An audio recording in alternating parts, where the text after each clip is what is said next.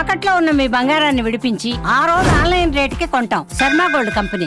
నమస్కారం అండి, సుమన్ టీవీకి స్వాగతం. నేను గీతాంజలి. మనతో పాటు ఉన్నారు భారతీయ శంకరపీఠం వ్యవస్థాపకులు, ప్రముఖ ఆధ్యాత్మికవేత్త, జ్యోతిష్యులు, బ్రహ్మశ్రీ అన్నవరపు తిరుపతిమూర్తి అవధాని గురువు గారు. వారితో మాట్లాడదాం. గురుగారు నమస్కారం అండి. ఓం శ్రీ మహాగణాధిపతయే నమః. గురుగారు, ఉగాది శుభాకాంక్షలు. మీకుడమ్మ నూతన సంవత్సర పరాభవనామ సంవత్సర యుగాది శుభాకాంక్షలు. అయితే ప్రతి ఏడు వచ్చేటువంటి 60 సంవత్సరాల ఉన్నటువంటి ఒక్కొక్క నామం వింటూ పేరు ఇలా ఉంది, దాన్ని బట్టి ఎలా ఉంటుందని అడుగుతాం. కానీ ఈసారి నిజంగా అడగాలంటే భయం వేస్తుంది. పరాభవం ఆ పేరులోనే భయపడవలసిన అవసరం లేదమ్మా. అది ఎవరికి పరాభవం? కేవలం పేరుగా మాత్రమే చూడాలా? ఎలా ఉండబోతోంది? ప్రభావాలు ఎలా ఉంటాయి? వాగర్ధావివ సంపృక్తౌ వాగర్ధ ప్రతిపత్తయే జగతః పితరౌ వందే పార్వతీ పరమేశ్వరౌ ఉమామహేశ్వరాభ్యాం నమః. ఇది జ్ఞానానికి, అజ్ఞానానికి, వివేకానికి, అవివేకానికి అంతర్యుద్ధం. మనకు చాలా ఈ పరాభవనామ సంవత్సరంలో ఇప్పటి వరకు చూడనటువంటి కొన్ని ముఖాలను కూడా మనం చూస్తాం ఖచ్చితంగా.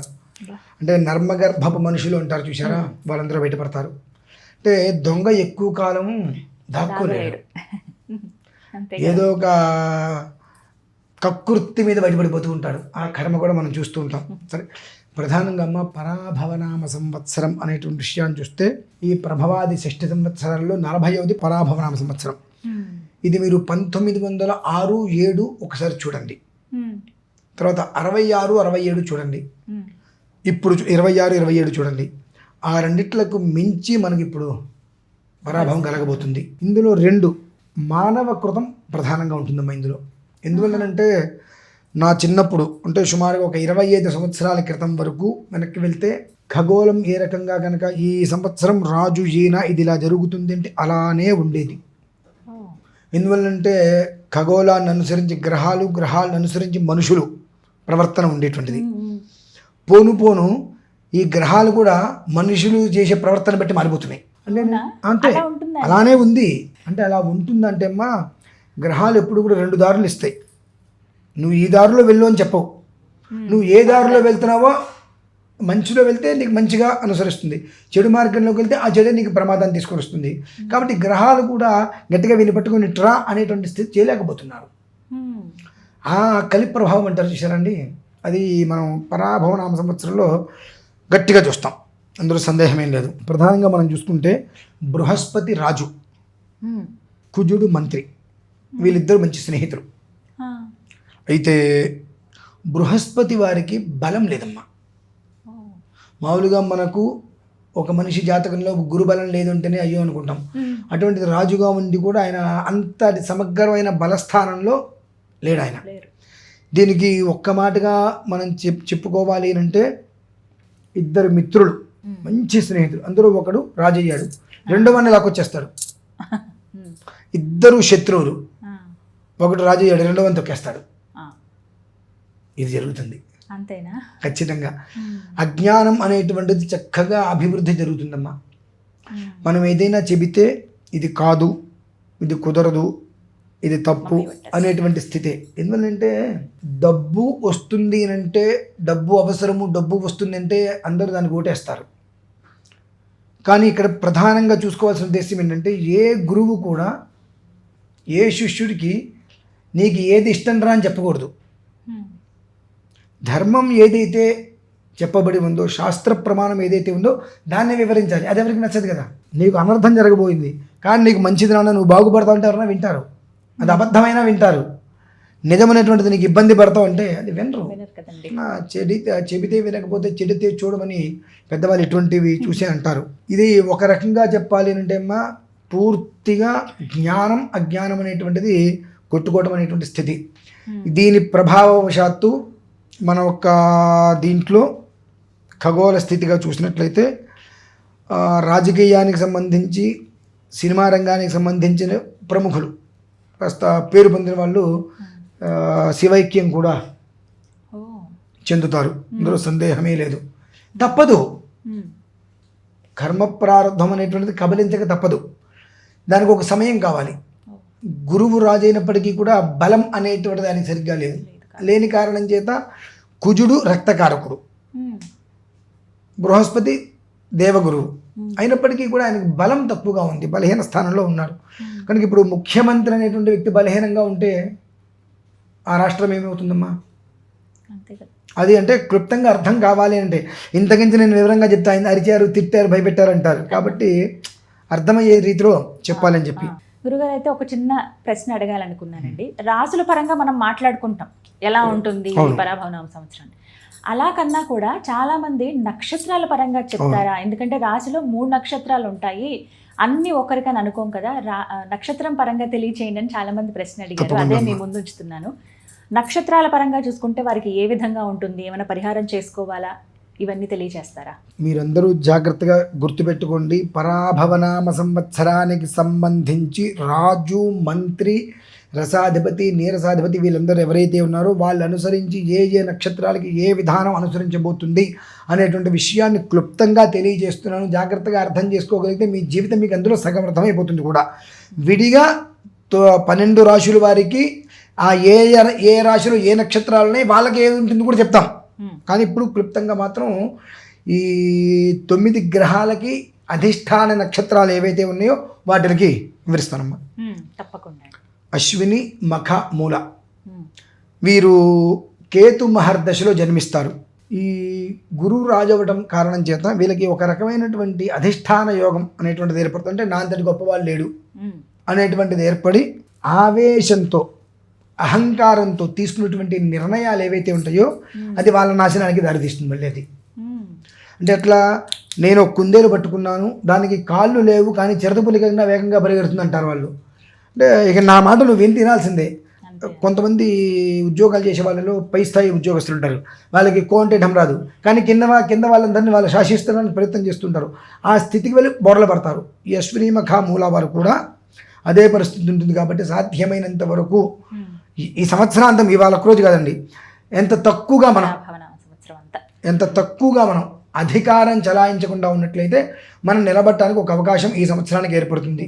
సాధ్యమైనంత వరకు వీరు చిత్రగుప్తుని ఆరాధన చేసుకోవడం మంచిది. దానికి కొన్ని మంత్రాలు ఉంటాయి కాబట్టి ఆ మంత్రం మనం ఇస్తాము. చిత్రగుప్తుని ఆరాధన చేసుకోవడం అశ్విని, మఖ, మూల నక్షత్రాలకి చాలా శ్రేయస్కరం. ఇక భరణి, పుబ్బ, పూర్వాషాఢ వీళ్ళు, ఈ భరణి, పుబ్బ, పూర్వాషాఢ అనేటువంటి వాళ్ళు శుక్ర నక్షత్రం, శుక్ర మహర్దశలో జన్మిస్తారు. బృహస్పతి వారికి, శుక్రుడి వారికి బద్ధ శత్రుత్వం కనుక వీళ్ళు ఎక్కడ దొరుకుతారా అని చూస్తారు. భరణి, పుబ్బ, పూర్వాషాఢ వాళ్ళు వీళ్ళ మీద ప్రత్యేక కొన్ని సీసీ కెమెరాలు ఉంటాయి. అంటే చక్షులు ఎక్కువగా వాళ్ళ నేత్రాలతో చూస్తుంటారు, వీళ్ళు ఏం తప్పు చేస్తుంటారు, వీళ్ళని ఎలా, ఇందాక మీకుతో ఒక మాట అన్నాను, 2 శత్రువులు ఉన్నప్పుడు అందులో ఒకడు రాజైతే పరిస్థితి ఏంటి అని చెప్పి తొక్కేస్తారు కదండి. కాబట్టి ఎక్కడ వీలైతే అక్కడ తొక్కటానికి, ఏ రకంగా అయినా సరే మనిషిని ఎదగకుండా ఏదో ఒక రకమైనటువంటి ఆ మనిషికి ఇబ్బందులు తేవాలి, అపనిందలైనా తీసుకురావాలి, ఇబ్బందులైనా తీసుకురావాలి అనేటువంటి స్థితి. అదృష్టం ఏంటంటే వీరిలో దాదాపుగా ఎక్కువ మందికి ధర్మగుణం ఉంటుందమ్మా. భరణి, పుబ్బ, పూర్వాషాఢ నక్షత్రాల్లో జన్మించిన వారికి దాదాపుగా ధర్మగుణం ఉంటుంది. కనుక ద్విగుణీకృతంగా బ్యాలెన్స్డ్ వారు చేసుకోగలుగుతారు, అందులో ఎలాంటి సందేహము లేదు. సాధ్యమైనంత వరకు ఈ భరణి, పుబ్బ, పూర్వాషాఢ నక్షత్రంలో జన్మించినటువంటి వారు ఈశ్వరుణ్ణి, ఇంద్రుణ్ణి ఆరాధన చేసుకోగలిగితే దేవతలకి రాజు ఇంద్రుడు, శుక్రుడికి ఇంద్రుడికి అవినాభావం ఉంటుంది. కనుక బృహస్పతి అంటే రాజు యొక్క బలం వీళ్ళ మీద ఎక్కువ రుద్దకుండా సేఫ్గా ఉండడానికి అవకాశాలు ఉంటాయి. కృత్తిక, ఉత్తరాషాఢ వీళ్ళు రవి నక్షత్రంలో జన్మిస్తారు. రవి మహర్దశ, రవి నక్షత్రం వాళ్ళు రవి మహర్దశ. వీరికి నా అంతటి సుందరాంగులు ఉండరు అనేటువంటిది ఒకటి ఉంటుందమ్మా. నేను అందగానో, ఏదంటే నాకు పవర్ ఉందనో, నాకు వెనకాల ఎంత బలగం ఉందనో, నాకు నేను కూర్చుంటే నా పనులు నడిచిపోతాయినటువంటిది ఒకటి ఉంటుంది. దానికి ఇంకాస్త ఎక్కువగా ఈ బద్ధకం అనేటువంటిది తోడ్పడి వాళ్ళు నా పనులన్నీ అయిపోతాయి అని కూర్చుంటే 10 రోజులు పని అక్కడే ఉంటుంది. ఆ అవ్వకపోగా ఈ 10 రోజుల పనికి నెత్తి మీద పడుతుంది.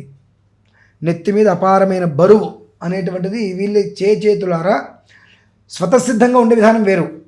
ఈయన రాజుగా ఉన్నాడు కనుక దీని ప్రభావం వాళ్ళ మీద ఎక్కువగా పడ్డ కారణం చేత లేజినెస్ బాగా పెరిగి చెందుదానిలే అనుకోవటంలోనే అయిపోతుంది. చివరికి వచ్చేటప్పటికి ఎన్ని రోజులు పెండింగ్ చేశారో అన్ని రోజుల వరకు కూడా నెత్తి మీద పడి వాచి కూర్చుంటారు వాళ్ళు.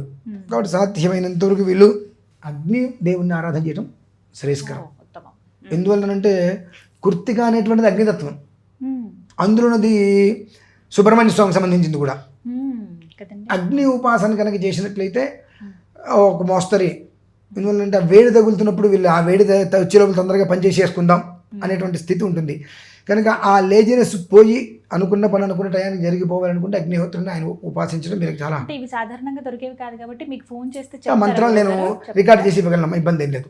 అది ఇకపోతే రోహిణి హస్తాశ్రవణం పూర్తిగా బద్ధ శత్రుత్వం బృహస్పతికి చంద్రుడికి. ఎలా బృహస్పతి భార్యని చంద్రుడు తీసుకువెళ్ళిపోయాడు. ఈ సమయంలో వీళ్ళకి యుద్ధం వచ్చినప్పుడు శుక్రుడు చంద్రుడికి తోడొచ్చాడు. ఈ రకంగా వాళ్ళిద్దరు శత్రుత్వమయ్యారు, వీరిద్దరు శత్రుత్వమయ్యారు. ఆ ఒక బలం అనేటువంటిది ఇప్పుడు ఎక్కువగా చూపించి రాజభయం, చోర భయం, వ్యాధి భయం, ఈ మూడు వాళ్ళకి బాగా ఉంటాయి.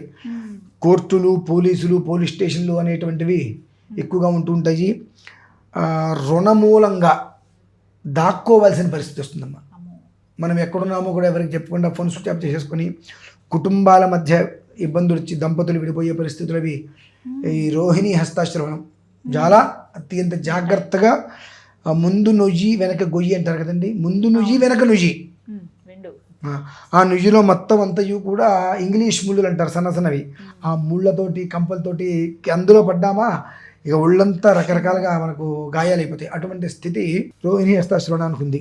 పరిపూర్ణంగా 100% శత్రుత్వం. ఇద్దరు శత్రువులు అందులో ఒకటి రాజేతి రెండో పడే పరిస్థితి ఏంటి అని చెప్పి. కాబట్టి ఆ స్థితిలో పూర్తిగా వీళ్ళు కొంతకాలం పాటు అజ్ఞాతంలో కూడా వెళ్ళవలసిన పరిస్థితి ఏర్పడింది వీళ్ళకి. ఎంత వీలైతే అంత గౌరీదేవిని ఆరాధన చేయటం మంచిది. గౌరీదేవిని ఆరాధన చేయటం వల్ల ఏంటంటే గుడ్డి కన్నా మెల్లత్వం అంటారు కదా, కాస్త వాళ్ళకి ఊరట ఊపిరి అందుతుంది. కాబట్టి ఎంతగా గౌరీదేవిని ఆరాధన చేస్తే అంత వాళ్ళు శ్రేష్ఠగా ఉంటారు. ఇక ఆరుద్ర, స్వాతి, శతభిషం వీళ్ళని మనం చూసుకున్నట్లయితే వీళ్ళు చేసేటువంటి చేష్టలకు, వీళ్ళు ఉండేటువంటి విధానానికి, ఇందులో ఈ ఆరుద్ర, స్వాతి, శతభిషంలో స్వతసిద్ధంగా ఉండేటువంటి రాజకీయ నాయకులు కావచ్చు, సినిమా రంగంలో ఉండేవాళ్ళు కావచ్చు, చాలా ఇబ్బందులు అనుభవిస్తారమ్మా. తెలంగాణ కడుపులో నొప్పి రాదుగా, కొంచెం టైం తీసుకుంటుందిగా. ఆ నొప్పి మాత్రం ఇప్పుడు పూర్వతాపం, పశ్చాత్తాపం. చేసే ముందు ఉండాలి ఏదైనా, చేసిన తర్వాత అయినా ఉండాలి. రెండు లేకపోతే కర్మ అనుభవించటమే. రాహు నక్షత్రం అది, రాహు మహర్దశులు జన్మిస్తారు. కాబట్టి తలా తోకాలి అని వాళ్ళు అంటారు చూశారండి రాహుకేతువుల్ని, వీళ్ళకి కూడా ఒక రకమైన చండాలత్వ యోగం ఆపాదిస్తుంది. అంటే గురువుతో రాహుకేతులు ఎవరైనా కలిస్తే గురు చండాల యోగం పడుతుంది. అది అదృష్టం ఉంటే కొంతమందికి వృద్ధినిస్తుంది, కొంతమందికి పాతాళాన్ని తొక్కేస్తుంది. ఆ రాజ్యాధికారంలో ఉండేటువంటి బలం, వాళ్ళ అధికారం మొత్తం కూడా ఆరుద్ర, స్వాతి, శతభిషం మీద ఒక రకంగా ప్రయోగం చేస్తారు. అట్లానే నడిచేటువంటి వాటికి రాజకీయ పరంగా, సినీ రంగాలకు కానీ ఒకంత నష్టం వాటిల్లే అవకాశాలు చాలా ఎక్కువగా ఉన్నాయి. పునర్వసు, విశాఖ, పూర్వభద్ర ఇది గురు మహర్దశ, గురు నక్షత్రాలు. స్వనక్షత్రం గురు నక్షత్రం కదా, స్వనక్షత్రం కదా నాకు అద్భుతంగా ఉంటుంది అనుకోవడం అబద్ధం. ఎందుకంటే అక్కడ రాజు బలహీనంగా ఉన్నాడు. రాజు బలహీనంగా ఉన్నప్పుడు అంటే అక్కడ విధానం ఎలా వస్తుందంటే కొన్ని తరుణంలో ఆ రాజు ధర్మ పరివర్తన అనేటువంటిది ఉంటుంది. ఇప్పుడు యోగి గారు ఉన్నారు, ఆయన సీఎంగా ఉన్నప్పటికీ వాళ్ళ చెల్లెలు గారు వాళ్ళు ఇంకా ఎక్కడో చిన్న చిన్న పనులు చేసుకుంటూనే ఉన్నారు. అది అంటే ఆ రాజుకి స్వవిషయానికి వచ్చేటికి ధర్మ సంస్థాపన గుర్తొస్తుంది. కాబట్టి ఈ ధర్మ విషయంలో నేను నీకు ఎలాంటి ఉపకారము చేయలేను, నేను ఇక్కడ రాజ్యంలో కట్టుబడి ఉన్నాను, దీనికి కట్టుబడి ఉన్నా, నా స్వార్థానికి నేను వ్యవహారం చేయలేను అనేటువంటి స్థితి వచ్చి ఈ గురు నక్షత్రంలో జన్మించిన వారికి ఆ కుటుంబంలో కలహాలు కూడా ఒక మోస్తరు వచ్చు. నాకు ఉపకారం కూడా చేయలేదు అనేటువంటి తత్వం కూడా. ఆయనకి బలం లేదు అక్కడ. బలం మీనింగ్ ఆయన కొన్ని కారణాల రీత్యా ధర్మానికి కట్టుబడి ఉన్నారు. ఈ ధర్మానికి కట్టుబడి ఉన్నప్పుడు ఏమవుతుంది, శ్రీకృష్ణ పరమాత్మ చేయలేరు. శ్రీకృష్ణ పరమాత్మ పాండవులందరికీ అభయం ఇచ్చారు. అంటే ఏ కారణంగా అంటే పాండవులు ఒక వరం కోరారు, మా ఐదుగురులో ఎవరు చనిపోయినా నీ వక్షస్థలం మీద పెట్టి దహన సంస్కారం చేసే భాగ్యం కలిగించమని అడిగారు. కాబట్టి ప్రతిక్షణం వాళ్ళని కాపాడాల్సి వచ్చింది ఆయన. అలా కొన్ని రకాల పరిస్థితుల్లో ధర్మానికి కట్టుబడి వీళ్ళకేమి చేయలేని పరిస్థితుల్లో వీళ్ళ గమ్యగోచరంగా ఉంటుంది వీళ్ళ పరిస్థితి. సాధ్యమైనంత వరకు ఈశ్వరారాధన వీళ్ళకి అత్యంత శ్రేయదాయకం. ప్రతి క్షణం పంచాక్షరి చేసుకోవటమా, నమశంకరాయ అనటమా అనేటువంటిది ఒక పదం చాలా శ్రేయస్కరం. పుష్యమి, అనురాధ, ఉత్తరభద్ర శని మహర్దశలో జన్మిస్తారు. శని నక్షత్రాలు వీళ్ళకి స్థాన చలనం ఉందమ్మా. చేసే ఉద్యోగాలలో వెన్నుపోట్లు వస్తాయి వీళ్ళకి. నవ్వుతూ నవ్వుతూ మీకు ఎందుకు మీ వెనకాల నేనున్నా అంటూ కిందకు తోసేసి ఆ స్థానంలో వీళ్ళు వస్తారు. ఎంత నమ్మబలుగుతారు అంటే నిజంగా మనం మన శ్రేయస్సు కోరేది వారి తప్ప ఎవరు లేరనుకుంటాం. అంతగా నమ్మిచ్చేసేసి చాప కింద నీరులో వచ్చేసి మనం తరిచిపోతాం. ఇంకా నీకెందుకు నువ్వు వెళ్ళి నీ వెనకాల నేనున్నా అనేటువంటి స్థితిలో మనల్ని ఒక తోపుడుదలతో వస్తారు. ఆ ప్లేస్లోకి వచ్చి వాళ్ళు నిలబడతారు. తద్వారా వీళ్ళకి భుక్తి కూడా ఇబ్బందికర వాతావరణానికి వచ్చే ప్రమాదం ఉంది. అలాగే స్థానచలనాలు, ఉద్యోగాల్లో మార్పులు వీళ్ళు గమనించుకొని ముందు వీళ్ళు కనుక మానేస్తే ఒకలా ఉంటుంది, వాళ్ళు తీసేస్తే మరొకలా ఉంటుంది. ఆ స్థితి వరకు తోడున్న వాళ్ళు తోడేలాగా పీక్కు తింటారు చూసారు. అలాంటి గమనం పాపం పుష్యమి, అనురాధోత్తర భద్ర వాళ్ళకి కాస్త గట్టిగానే ఉంది. సర్వకాల సర్వావస్థలు యందు ఏమాత్రం అవకాశం ఉన్నా సుందరకాండ కనీసం రోజు 11 శ్లోకాలు, ఇన్ని సర్గాలు చదవాల్సిన అవసరం లేదు. ఒక్క 11 శ్లోకాలు కళ్ళతో చేతి నమస్కారం చేసుకోవడం. ఎక్కడన్నా దారిలో కోతులు ఏమైనా కనిపిస్తే వారికి పళ్ళు ఇవ్వటం అనేటువంటిది వీళ్ళే అలా రక్షింపబడతారు. వీళ్ళు ఆశ్లేష, జ్యేష్ఠ, రేవతి బుధ మహర్దశలో జన్మిస్తారు. బుధ నక్షత్రం. మీరు ఇదేదో సినిమా గంగని చూస్తే గౌరికి మంట, గౌరిని చూస్తే గంగకి మంట అనేటువంటిది ఎలా అయితే ఉంటుందో అలానే చంద్రుడు ఇతన్ని చేరదీస్తే బృహస్పతి కోపం వస్తుంది, బృహస్పతి చేరదీస్తే చంద్రుడు కోపం వస్తుంది. అరగత్తరలో పోకచెక్కలాగా ఏం చేయాలో అర్థం కాక, ఏం చేస్తున్నామో తెలియక, చేసేది ఏది కూడా వాళ్ళకి ఉపయోగం ఉండదు, ఎవరికి ఉపయోగం ఉండక అచేతనంగా బుద్ధి అనేటువంటిది సడలిపోయి అపామార్గంలోకి వెళ్ళిపోయి బ్రతుకు జీవుడు 5 సంవత్సరాలతో ఎట్లాగొట్ల కాలం గడిపితే చాలు, నిన్ను పొగడవద్దు, నిన్ను తిట్టవద్దు, నిన్ను తిట్టవద్దు, ఎవరేం చెప్పినా తలకాయించుకొని చేస్తే బాగుండురా అనేటువంటి స్థితికి వీళ్ళు రాగలిగితే సంవత్సరం వాళ్ళు కాస్త ప్రశాంతంగా ఉండగలుగుతారమ్మా. అంటే ఎంత దారుణంగా ఉంది పరిస్థితి అంటే పరాభవం అనేటువంటిది ఇంచుమించుగా ప్రతి మనిషి మీద కూడా దాని యొక్క ప్రభావము 10కి 6 నుంచి 7% పడుతుందమ్మా. దానికి మనం చేసుకునేవన్నీ కూడా మనకు ప్రతిదానికి కూడా కాలం ఒక నిర్ణయం ఇస్తుంది, కాలచక్ర నిర్ణయం ఇస్తుంది. నేను ఇతపూర్వం కూడా మీకు నేను ఒక విషయం గురించి ఒక వీడియోలో అష్టలక్ష్మి యాగం గురించి కూడా నేను మీకు వివరించాను.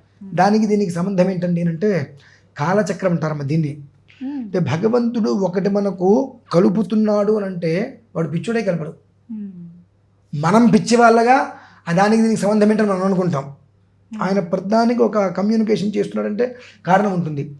11వ తారీఖు బుధవారం, జ్యేష్ఠ నక్షత్రం, అష్టమి. 19వ తారీఖు అశ్విని, గురువారం, పాడ్యమి. అది బుధవారము, ఇది గురువారము.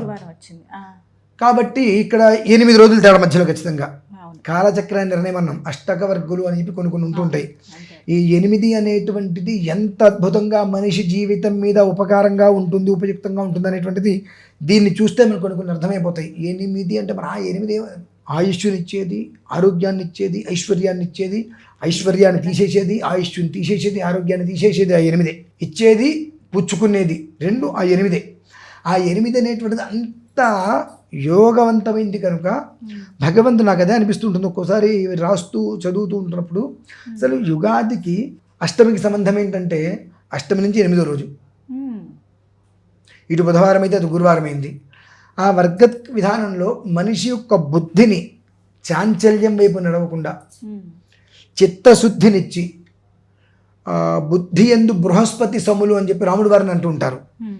ఆ రకంగా ఆ సమంగా బృహస్పతి సమంతో బుద్ధి అనేటువంటిది ఏర్పడి మనం చేసేటువంటి పని ధర్మాధర్మ యుక్తాయుక్త విచక్షణ అనేటువంటిది మనకి ఏర్పడి మనకు వచ్చేటువంటిది ఏదైతే అగమ్య స్థితి గమనాలు ఉన్నాయో, గోచరాలు ఉన్నాయో, వాటిని అన్నింటి నుంచి కూడా పూర్తిగా బయటపడటానికి పరిపూర్ణంగా 100కి 100% కూడా అష్టలక్ష్మి మహాయాగం చాలా ఉపయుక్తంగా ఉంటుందమ్మా. ఇందువల్ల ఏంటంటే అక్కడి నుంచి ఖచ్చితంగా 8వ రోజే నువ్వు ఈ రోజు చేసేటువంటిది ఏదైతే ఉంటుందో అక్కడి నుంచి 8 రోజులు కూడా రోజుకు ఒక్కొక్క దాంట్లో నుంచి బయటపడటం అనేటువంటి మనం స్వతహాగా చూస్తాం. యుగాది అని అంటే ఒక యుగం వెళ్ళిపోయింది. మీ దృష్టిలో ఉగాది, మాకు యుగాది, కొత్తది ప్రారంభమవుతుంది. ఇప్పుడు ఉన్న వాళ్ళు ఎవరు దించిమితికి వచ్చే యుగాది మళ్ళీ వచ్చే ప్రారంభం చూడం. ఎందుకంటే అర్ధాయుష్ అందరికి 50 ఏళ్ళే ఉన్నాయి, పూర్ణాయుష్ ఎవరికి లేదు. తినే తిండి కానీ ఏదైనా చూస్తే, కాబట్టి మళ్ళీ ఎవరిని చూడలేం. చూడగలమండి? కష్టం అండి, అసలు కష్టం కూడా కదా, చూడలేం. ఈ 8 రోజులలో అష్టమి నుంచి పాడ్యమి వరకు యుగాది వరకు కూడా 8 రోజులలో 7 రాత్రులలో సప్తమాత్రిక విధానంతో సప్తచక్ర సమూహం ప్రారంభమవుతుందమ్మా. అంటే ఒకదానికి ఒకటి అనుసంధానం ఎలా ఉంటాయి అంటానికి సప్తచక్ర సమూహం అనేటువంటి దాని అనుసంధానం అయ్యి నువ్వు ఏం చేస్తే నీ జీవితం నిలబడుతుంది అనేటువంటిది ప్రతిదీ అందులో ఏర్పడి ఉంటుంది. నేనేం చెప్తానంటే ఒక్కసారి మీరందరూ కూడా పూర్తి స్థాయిలో మీ జాతకాన్ని ఒకసారి పరిశీలన చేసుకోండి. జీవితకాలము అనగా ఆ యుగం. మనకి ఈ సంవత్సరం అప్పుల వలన, అనారోగ్యం వలన, పీడల వలన, చికాకుల వలన పీడింపబడకుండా ఉంటే మన అదృష్టవంతులమే కాదంటారా? చాలా అదృష్టవంతులు. ఇటువంటి 64 రకాల యోగాలు అష్టమి నుంచి మనకు ప్రారంభమవుతున్నాయి. 64 రకాల దుర్యోగాలు పోతున్నాయి. అవి 8 వెళ్ళిపోవాల్సినవి. అంటే ఒక్కొక్క దాంట్లో అష్టదరిద్రాలు అంటే 8 రకాల దరిద్రాలు, అష్ట దుర్యోగాలు అంటే 8 దుర్యోగాలు, ఇలా 8 వరుసగా ఉన్నాయి. అవి మనం చెప్పుకున్నాం ఇందాక వీడియోలో. ఆ 8 వెళ్ళిపోతాయి. అష్ట యోగాలు, అష్టైశ్వర్యాలు, అష్టసిద్ధులు, అష్ట సౌభాగ్యాలు 8. ఇవి ఒక్కొక్కటి ఆసనం అవుతుంటుంది. అతను 7 రాత్రులు 8 ఉదయాలు వచ్చేటప్పటికి సప్తమాత్రక స్థానంలో సప్తమాతృకలు దేవతలు వారి యొక్క అనుగ్రహంతో ఈ రకమైన 64 రకాల యోగాలు మనం తీసుకుంటూ ఒక్కొక్క రోజు ఒక్కొక్కటి మన దగ్గర నుంచి వెళ్ళిపోతాం కూడా మనం చూస్తామమ్మా. అంతకుమించి జీవితం కావాల్సింది ఉంది. అంతటి వృద్ధి కమ్యూనికేషన్ ఆ రెండింటికి భగవంతుడు కలిపి పెట్టాడు. దాన్ని మనం ఎంతవరకు తీసుకోగలుగుతాము, చూడగలుగుతాం అనేటువంటిది దైవేచ్ఛ. నిజం, అది దైవేచ్ఛ ఖచ్చితంగా. కానీ చాలా చక్కగా వివరించారండి నక్షత్రాలు ప్రధానంగా ఏం చేయాలి అనేది. ఇప్పుడు మీరు చెప్తున్నటువంటి అష్టలక్ష్మి యాగం అనేది ఎంతో ఉపయోగపడుతుంది చాలా మందికి. వివరాలన్నీ కూడా అంటే అష్టలక్ష్మిలో మనకు అందరందులోనే ఉన్నారు కదండి, 8 రకాల లక్ష్మిలు అందులోనే ఉన్నారు. అందరికి అన్ని అవన్నీ మనకు అవసరమే. అవును, అవసరం లేదు అనడానికి వీలేదు. మనం అవన్నీ మన దగ్గర ఉన్నప్పుడు ఇంకోటి మంది ఏం చేస్తుంది అట్లా అనమాట. మార్చి 11వ తారీఖున తిరుమలలో జరుగుతుంది. హాజరవ్వాల్సిన వాళ్ళు అవ్వచ్చు. వివరాల కోసం నెంబర్కి కాల్ చేస్తే చాలా అండి. ధన్యవాదాలు గురుగారు.